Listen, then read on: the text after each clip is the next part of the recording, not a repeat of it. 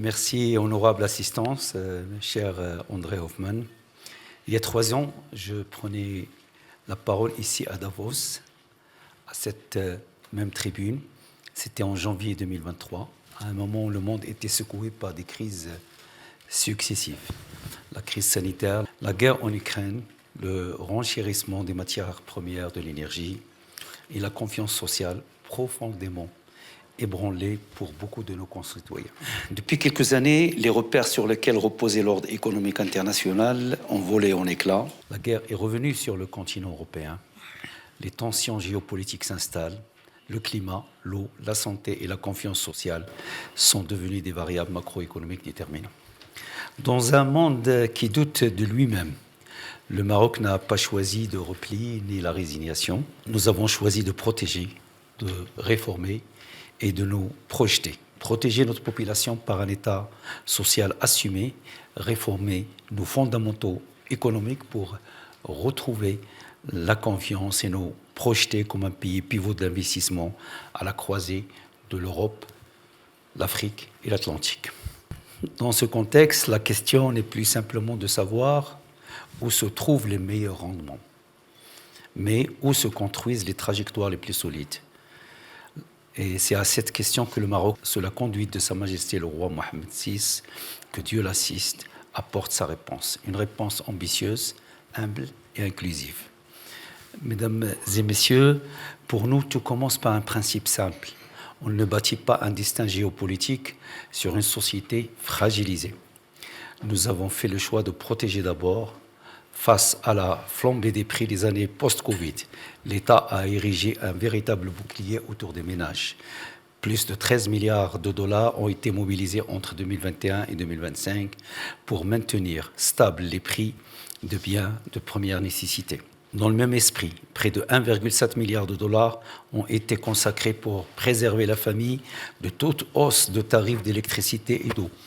Et c'est ainsi que, sans renoncer à la discipline budgétaire, nous avons ramené l'inflation de plus de 6% en 2023 à un niveau inférieur à 1% en 2024 et 2025, parmi les plus bas de la région.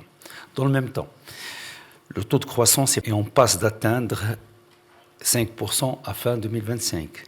Le déficit passera de 7,1% en 2020 à peu près 3,5% en 2025 et l'endettement passera de 71,4% en 2022 à 67,4% en 2025. Pourquoi ces indicateurs sont-ils importants ? L'augmentation de la croissance économique, la baisse de l'inflation, la réduction du déficit, de l'endettement. Ils sont importants car ils montrent la résilience et la solidité de l'économie marocaine, et seule une économie solide et résiliente est en mesure de financer et pérenniser le premier grand chantier de ce gouvernement, le chantier royal d'État social. Sous les hautes orientations royales, et en quelques années seulement, le Maroc a généralisé l'assurance maladie obligatoire à l'échelle du pays.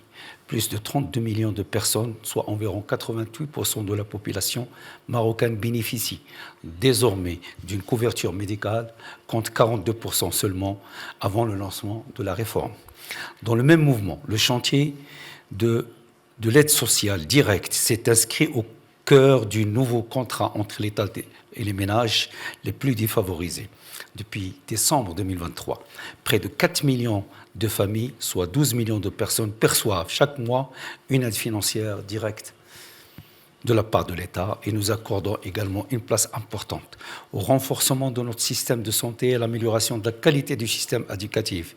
Ainsi, le gouvernement, et sur instruction royale, consacre en 2026 une hausse historique de près de 20% au budget de la santé et de l'éducation pour atteindre environ 13 milliards d'euros. Cette hausse permet d'accélérer la mise en œuvre des réformes majeures de ces 2 secteurs pour moderniser et densifier leur infrastructure, mieux valoriser, y compris par la rémunération, l'engagement des personnels soignants et éducatifs, et mettre l'élève comme le patient au centre des réformes. Mesdames et messieurs, protéger sans transformer ferait une promesse inachevée. Au moment où nous consolidons l'État social, nous avons engagé une réforme profonde de nos fondements économiques. Cette trajectoire est reconnue par nos partenaires internationaux. sur le terrain de la confiance et de l'intégrité financière, le Maroc est successivement sorti de la liste grise du GAFI ainsi que des listes européennes associées. Puis le Royaume a retrouvé la catégorie Investment Grade auprès des grandes agences de notation. Le Fonds monétaire international a renouvelé sa confiance pour une ligne de précaution de 4,5 milliards de dollars.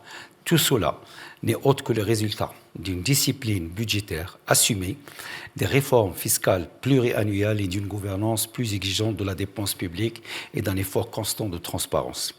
Parallèlement, à travers la mise en place de la charte d'investissement permettant de soutenir de toute taille, qu'ils soient nationaux ou étrangers, nous avons enclenché une accélération de l'investissement productif.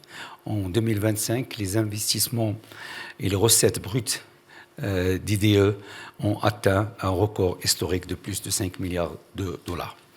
Nous avons choisi, sous l'impulsion de Sa Majesté le Roi, de mener simultanément des réformes économiques et sociales, convaincus qu'il n'y a pas d'un côté le temps social et de l'autre le temps des marchés. S'il y a un seul temps, il n'y a qu'un seul temps, celui où un pays prouve qu'il peut tenir sa parole envers ses citoyens comme envers ses partenaires. À la croisée de l'Europe, de l'Atlantique et de l'Afrique, le Maroc s'est progressivement imposé comme un nœud logistique majeur. Tanger Med est devenu un des premiers ports conteneurs du monde. De nouveaux complexes portuaires industriels renforcent l'arc atlantique marocain et les corridors routiers, ferroviaires, numériques et demain gaziers dessinent une géographie de connectivité qui fait du Maroc une plateforme naturelle. Mais notre ambition dépasse la logistique. Le Maroc a fait le choix d'être un acteur de décarbonation. À fin 2025, plus de 46% de nos capacités installées d'énergie électrique est d'origine renouvelable. Il arrivera à 52% en 2030. Et également, nous avons engagé des programmes d'envergure mondiale, l'éolienne, le solaire et désormais l'hydrogène vert. Mesdames et messieurs, toutefois, aucun investisseur de long terme ne s'arrête aux infrastructures, aux mégawatts. Il s'interroge sur la lisibilité politique du territoire où il investit. De ce point de vue, l'année 2025 restera pour le Maroc une année charnière, grâce à l'action éclairée de Sa Majesté le Roi, l'adoption de la résolution 2797 du Conseil de sécurité des Nations Unies le 31 octobre 2025 envoie un signal sans ambiguïté à la communauté internationale. L'initiative marocaine d'autonomie pour les provinces du Sud est reconnue comme base de négociation à entamer dans le respect de la souveraineté et de l'intégrité territoriale du Royaume. À cette clarification politique s'ajoute un symbole à la fois sportif, économique et civilisationnel, l'organisation conjointe de la Coupe du Monde 2030 par le Maroc, l'Espagne et le Portugal. Pour la première fois dans l'histoire, la plus grande compétition sportive planétaire se tiendra de part et d'autre de la Méditerranée. Loin d'être une fin en soi, la Coupe du Monde est un jalon dans une stratégie de transformation. Derrière des stades, il y a des infrastructures de transport, des réseaux numériques, des investissements dans l'hôtellerie, la culture, le tourisme durable, la sécurité et la formation des jeunes. Je vous remercie.